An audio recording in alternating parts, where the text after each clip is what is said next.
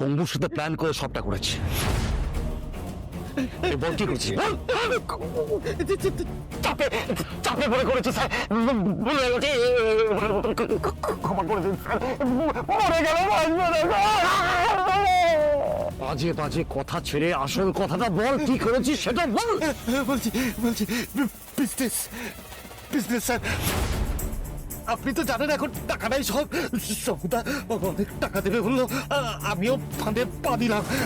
ভুল হয়ে গেছে স্যার, যথেষ্ট শিক্ষা হয়ে গেছে, যথেষ্ট শিক্ষা। কি করেছিস সেটা বল।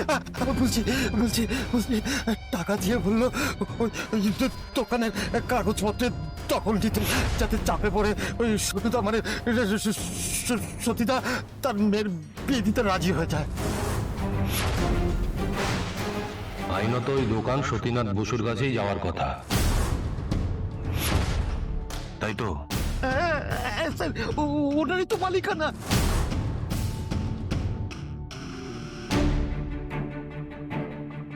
রিজা,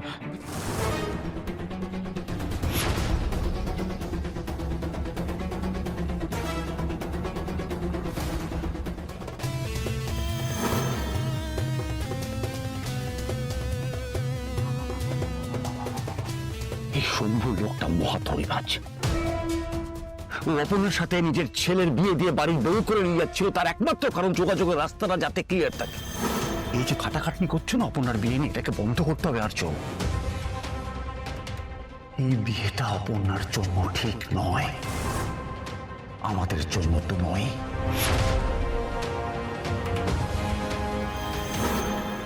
তাহলে শম্ভুকে সরিয়ে দিই, না থাকবে বাঁশ, না বাঁচবে বাঁশরি।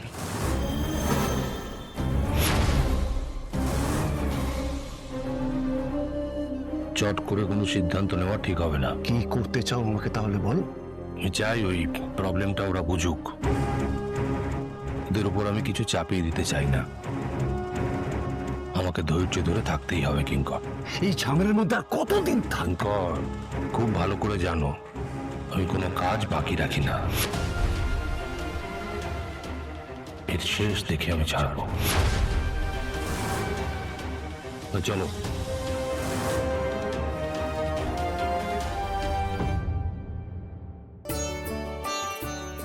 কি গো সুমি, ওটা বিছানা চাদর পাল্টাচ্ছ কেন? ওটা এমন কিছু নোংরা হয়নি তো? তোমার জন্য থোড়েই পাল্টাচ্ছি। তাহলে আর্য স্যার এত বড় মাপের মানুষ, অথচ একটা মাটির মানুষ। হ্যাঁ, আমাদের বাড়িতে কিরকম চলে আসে যখন তখন, একদম ঘরের লোকের মতোই থাকে। তো উনি ওরকম করেন বলে আমাদের কি হুঁশ থাকবে না? একটু ঘর দর তো পরিষ্কার পরিচ্ছন্ন রাখতে হবে নাকি? হ্যাঁ, এটা তুমি একদম ঠিক বলেছো সুমি। এত বড় মাপের একজন মানুষ আমি আমার জীবনে আর দেখিনি গো। একেবারে দেবতুল্য মানুষ। হ্যাঁ, দেবতার মতোই মানুষ। এমন দেবতা যে তোমাদের দুজনের কাছে আশীর্বাদ, কিন্তু আমার কাছে ওনার আশাটা যেন অভিশাপ। ওই একটা মানুষ আমার সবকিছু এলোমেলো করে দিয়েছে। জানো সুমি, ওনাকে দেখে না আমার মাঝে মাঝে ভগবান শ্রীকৃষ্ণের কথা মনে পড়ে। হ্যাঁ, কেষ্ট ঠাকুর। হ্যাঁ, তুমি তুমি দেখো, কৃষ্ণ জন্মেছিলেন সাধারণ ঘরে, কিন্তু আসলে কিন্তু একজন রাজা। আবার রাজা হওয়ার পরেও সেই সাধারণ বন্ধুর ঘরে ফিরে গিয়েছিলেন। এটা তুমি ঠিক বলেছ। এ দেখো, সব ভালোই ভালোই হচ্ছে। হ্যাঁ, ওর মেয়েটার বিয়ে ঠিক হলো, একটা বড় ঘরে যাবে। আর্য স্যারও, ওনার হাত আমাদের মাথায় আছে না। এতদিন পরে ঠাকুর মুখ তুলে চেয়েছেন। চাই না ওনার সাহায্য, আমি চাই না উনি আর আসুন না আমাদের বাড়িতে। আমি বলেছিলাম ঠাকুর, ওনাকে তুমি আমার সামনে এনো না, কিন্তু উনি এভাবে আসবেন, এভাবে যার পাশে থাকবেন, যেটা আমি ভাবতেও পারিনি। ওই চোখের সামনে থাকলে আমি কি করে অন্য কাউকে বিয়ে করবো, কিভাবে?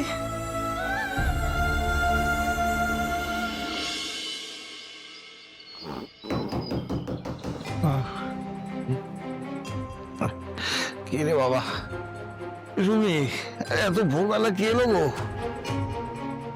কি এলো বলো তো? কি দুধওয়ালা মনে হয়, বলে দাও আজকে লাগবে না। ওর বাবা ভোরের দিকে ঘুমটা সবে দানা পেকেছিল, সব চটকে দিল একেবারে। বাবারে, সাত সকালবেলা।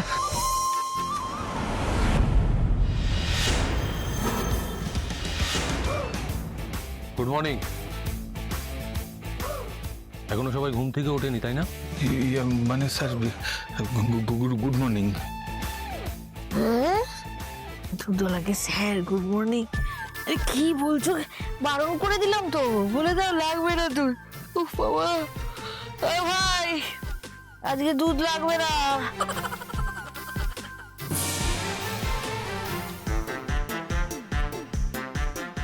এই শুনি, আরে কাকে কি বলছো দেখো ভালো করে, কে এসছে? কে এসছে গো? আরে তাড়াতাড়ি এসো, উফ বাবা, উফ, মা, এসো না, এসো।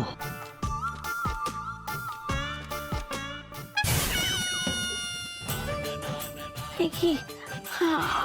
আচ্ছা স্যার, দাঁড়া, এই ওটো ওটো, উনি বাবারি বাচ্চা গেল, ওট ওপু, ওট বিছানা টিছানা তুলতে হবে, এখন তো স্যার এসছে। আচ্ছা স্যার, বাবারি, ওট ওট ওট ওট।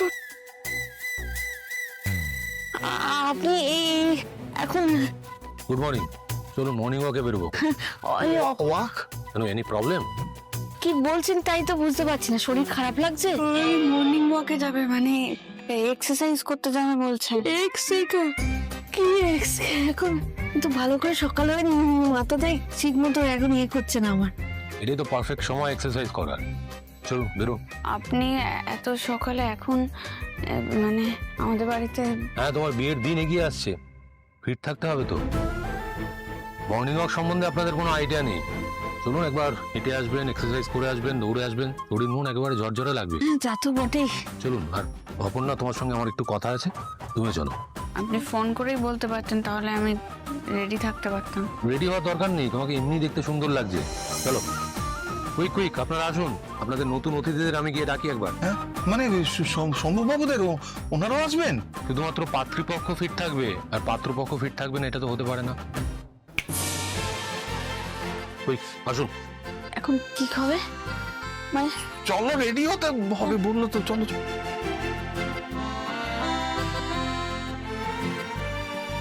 কিছু তো একটা হয়েছে, আর্য স্যারের মধ্যে আমি কেমন যেন একটা চেঞ্জ দেখছি। কিছু হয়েছে আমি নিশ্চিত। আচ্ছা দাদা, লোকটা কাক ভরে সবাইকে তুলে কি শুরু করলো বলো তো? সে বলে তোর কোটি কোটি টাকা আছে? কি যে বিলাসিতা করো না দাদা। তোর টাকা নেই তাই তুই বুঝবি না। এটা হচ্ছে বড় লোকদের খামখেয়ালি, বুঝছিস? হঠাৎ মনে হলো দৌড়তে যাবে সকালবেলা, তার জন্য দেখ এই প্যান্ট, জামা, জুতো সব আলাদা। রাতে টাকার জন্য ঘুম হচ্ছে না, তার মধ্যে আবার মর্নিং ওয়াক। এটা না বিলাসিতা ছাড়া আর কিছু নয়। শোন শেফালি, এই আর্য স্যারের সাথে না এখন তালে তাল মিলিয়ে চলতে হবে। এখন ওনার সাথে দৌড়তে গেলে যদি আমার ব্যবসাটা ভবিষ্যতে দৌড়ায়, তাহলে এই খাটনিটা সুদে আসলে উসুল হবে, বুঝছিস? ওই জন্যই এখন আর্য স্যারের সাথে একটু মেলামেশাটা বাড়াতে হবে। হ্যাঁ, শোন তো, যা তেরি, এই তুই আবার ঘুমিয়ে বললি? আরে এই বাবা, হ্যাঁ, আজকে আমার বিয়ে? তোর বিয়ে নয়, তোর বাপের বিয়ে। হ্যাঁ, যা শিগগিরই যা, চোখে মুখে জল দিয়ে তাড়াতাড়ি আয়। ভূত কোথাকার। আমি রেডি বাবা, আমি রেডি। ও রেডি হয়ে এসেছি। সন্তু তো এইসব ব্যাপারে হেভি ইন্টারেস্টেড, হেভি। সাথে শুরু করে দিন, শুরু করে দিন। না না, থাক থাক, আমি ওই বাইরে মাঠে গিয়েই সব করবো। আরে এটা তো ওয়ার্ম আপ করা, মানে শরীরটাকে একটু আঁচ লাগানো, সেটা গরম হচ্ছে না, কি স্যার ঠিক না? একদম, একদম। আরে জানি জানি, সব জানি। এই শরীরটা ভালো থাকলেই তো মন মেজাজ সব ভালো থাকবে। শরীরটা হলো কি একটা মন্দির। আমি তো সন্তুকে সব, এই সন্তুটা কোথায় গেল? এই সন্তু, হ্যাঁ বাবা, এসে গেছে, খুব ভালো, খুব ভালো।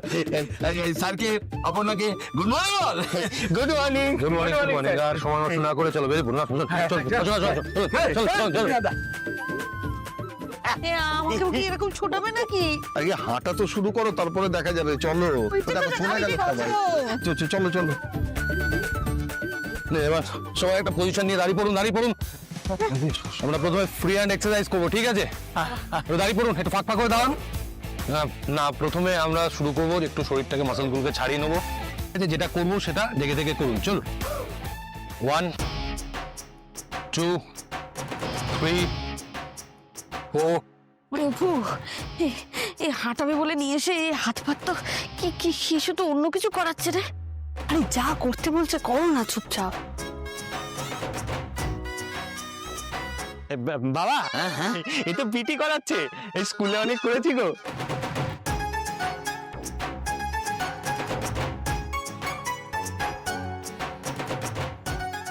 1 2। কি অন্যায় করেছিলাম শুধু যে স্যার এরকম ভাবে শাস্তি দিচ্ছে। আস্তে শুনতে পাবে তো। 2 3। বিয়ের কাজ হাতে হাতে করে দেবে বলে এসে তো আমার হাত পা সব খুলে নিচ্ছে গো মা। চলুন এবার স্পট জ্যাম, চলো। ওটা জানি আমি জানি, ওই ওই ওই বল নিয়ে ড্রপ করা তো, ওই যে চলো 1 2।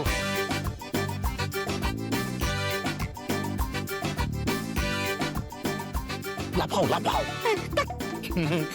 এই এটা কি করছিস? হ্যাঁ এটা কি খেলা নাকি? দেখ আমায় দেখ, আমি যেটা করছি সেরকম ভয় পাও।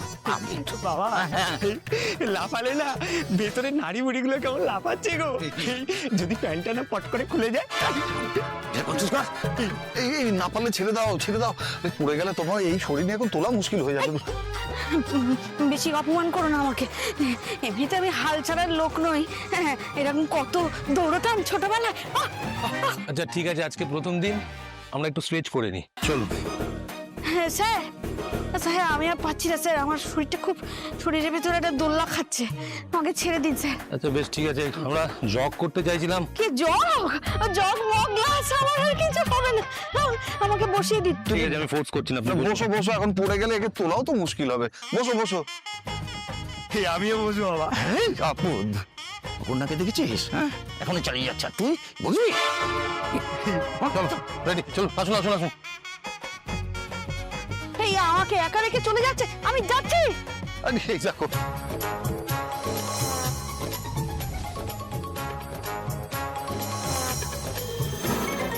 ও বাহ, ও স্যার, ও আমি আর পারছি না। চলো চলো চলো, আমি বসে একটু। ওরে বাবা বাবা।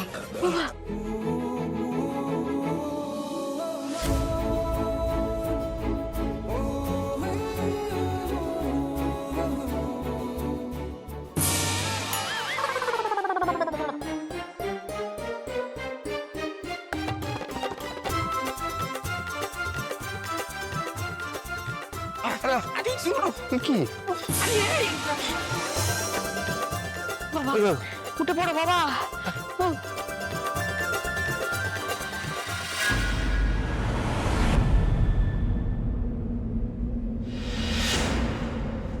হাতে হাত রাখা থাক, বাসা পাক আঙুলে আঙুল, চোখে চোখ রাখা থাক, মিশে যাক জড়ুলে জড়ুল, রয়ে গেছি তোমার হয়ে, ভালোবাসা ফিরে ফিরে আসা।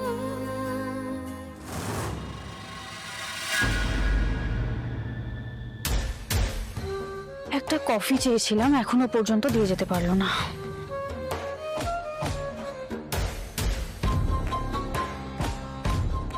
আর্য অফিসে না থাকলে সবকিছু হাতের বাইরে বেরিয়ে যায়। তো আর্য গেলই বা কোথায়? Just vanish. আমিও পুরো clueless. I need some coffee.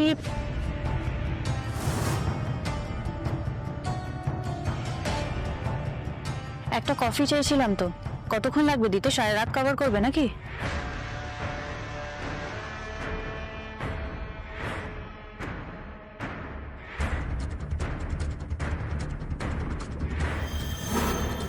আর্য অপর্ণার কাছে যায়নি তো? অপর্ণাকে যেভাবে বুঝিয়েছি, কথার খেলাপ করবে বলে তো মনে হয় না, সাহস পাবে না। ম্যাম আসবো? এত দেরি হলো কেন? কি করছিলে? এসো। না, আমি অনেক আগেই আসছিলাম। অর্গসের মাঝখানে বিলিংটি চাইলেন, সেটা অর্ক এসছে? কোথায় আছে? ওনার কেবিনেই আছেন ম্যাডাম।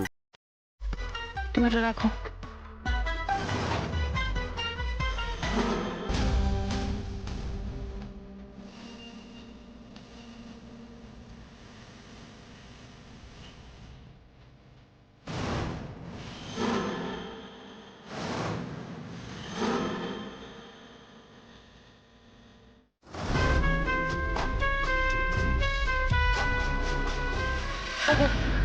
সরি, এক্ষুনি ধাক্কা লাগছিল। Good morning. Morning morning. তুমি এসছো শুনে আমি তোমার কেবিনেই যাচ্ছিলাম। কোনো হেল্প লাগলে বলো। হেল্প?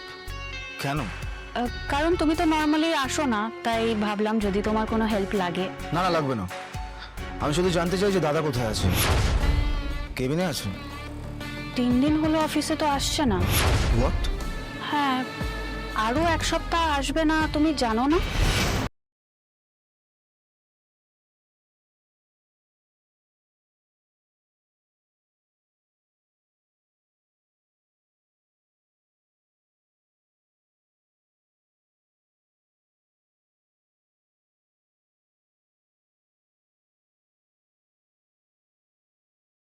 ডোন্ট টেল মি ওই মেয়েটা এখনো দাদার স্কেডিউল ঠিক করছে? না না, ওই মেয়েটা মানে অপর্ণা, ও তো অফিসে আসছে না। আর ওর ব্যাপারে যত কম বলা হবে ততই ভালো। কেন? কারণ ও নিজের ইচ্ছে মতন চলে। যখন ইচ্ছে অফিস থেকে চলে যায়, যখন ইচ্ছে অফিসে আসে। আমি না ওকে আর জাস্ট সামলাতে পারছি না, নেক্সট টু ইম্পসিবল হয়ে যাচ্ছে।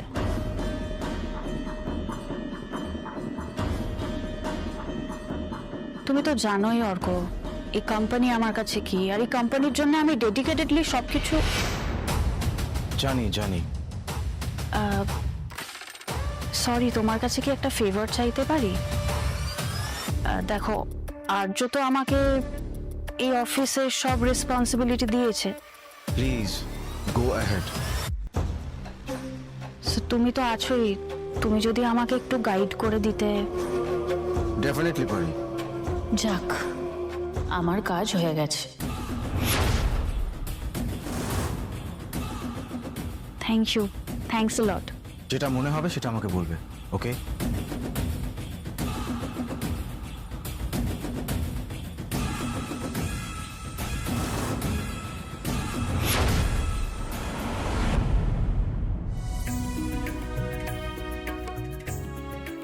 হ্যাঁ গো সুমি, এই সন্তুটা কিরকম ছেলে বলো দেখি? 3 পাক দৌড়তে না দৌড়তে একবার চিৎপাত হয়ে গেল। আমাদের বয়সে কি করবে? ওসব ওয়াক টোয়াক, ওসব ইয়ের ব্যাপার, অভ্যাসের ব্যাপার, বুঝলে? ঘুমন্ত ছেলেকে এরকম নিয়ে গিয়ে দৌড় করাচ্ছে, হতেই পারে। আরে বাবার একমাত্র সুখীর ছেলে, বুঝলে কি না? হ্যাঁ, আমারও তাই মনে হলো দেখে, আমি লক্ষ্য করছিলাম। স্যার, আপনার কথাটা কিন্তু একদম ঠিক। স্বাস্থ্যই সম্পদ। হ্যাঁ, ওই ছেলেটা হাঁটার দখলই নিতে পারছে না, বিয়ের দখল কি করে নেবে কে জানে। দেখ অপু, তো স্যারকে দেখ, সন্তুর থেকে এত বড় কিন্তু কি ফিট। হ্যাঁ, আজ স্যার তো সুপার ফিট, সুপার স্ট্রং। বয়সে আসলে কিছুই যায় আসে না।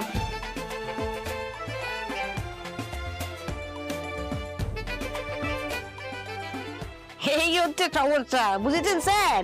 এই বাপ মেয়ের হচ্ছে একরা, এরা দুটো এক দল, আমি একা। আজকে কিন্তু আর কোনো না শুনবো না স্যার। অনেক দৌড়েছেন, খুব খাটাখাটি করেছেন, আজকে খেতেই হবে আপনার জন্য এই স্পেশাল পায়েস। ও মা, টুলটা ভুলে গেছি। না না, আমি বলছি আমি এই ভাজা ভুজি আর এই মিষ্টি অ্যাভয়েড করি, আমি এত খাই না। ও, তাহলে একটু রুটি বানিয়ে দাও। শুন শুন, আবার রুটি করতে যাবেন, আমি এখান থেকে একটু খেয়ে নিচ্ছি। হ্যাঁ, দিন। আমি খান, একদিন খেলে কিছু হবে না। তুমিও আজকে একটু জুত করে খাও, বুঝলে? অনেক কসরত করেছো, নাও খাও। বাবা, আজকে সূর্যটা কোন দিকে উঠলো দেখতে হবে, বাইরে বেরোতে হবে। তাহলে সবাই আর হাঁটাহাঁটি করতে পারলো, শুধু সন্তু ছাড়া। এই, চুপ, তুমি দেবো ওকে বলে তোর খুব বড় হয় না? ও মানে হবে, এখনো তো বড় হয়নি, তাই না? হ্যাঁ, আমি জানি জানি অপু, একদম তোর বাবার কথা কান দিবি না, আমি বলে দিলাম। স্বামী হচ্ছে ভগবান, তার সমস্ত কথা শুনতে হয়, তাকে ভক্তি শ্রদ্ধা করতে হয়, বুঝেছিস? তবে সুমি, সন্তু ছেলেটা কেমন বলো তো? তুমি আমাকে একটা কথা বলো না, কি আলপাতালে, আমার থেকেও বড় আলপাতালে, একটা গাধা টাইপ। এরকম কেউ বলে নাকি? হবু জামাই বলে কথা। ওকে লবঙ্গ লতিকাও বলতে পারো। তুই চুপ করবে, ও হেরা চেদ্দা করো না, বুঝেছো তো? আমি জানি ও ঠিক, ও তৈরি হয়ে যাবে, স্যার আছে তো। যদি না হয় তাহলে বিয়ে ক্যান্সেল।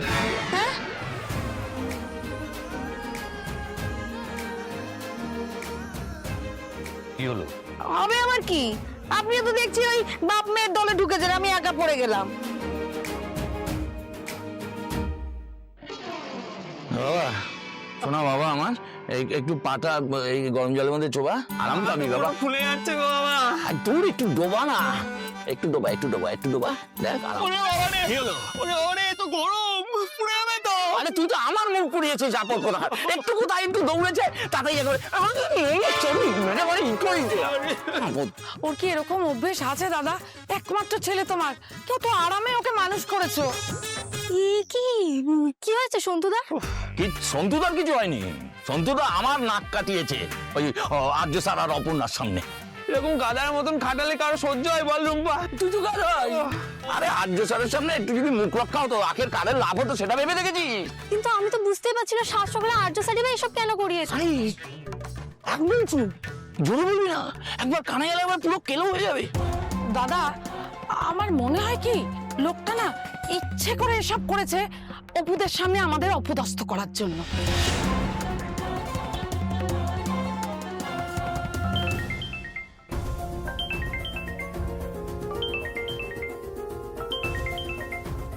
মীরার ম্যাম ফোন করছেন।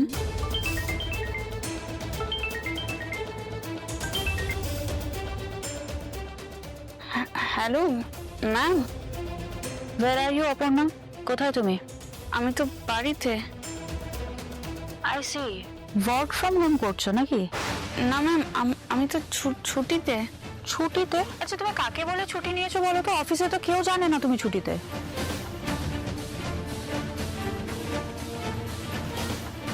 হ্যালো হ্যালো, আমি এখানে আছি, বলো না। Aparna, I want an answer. কিছু জিজ্ঞেস করলাম তোমাকে।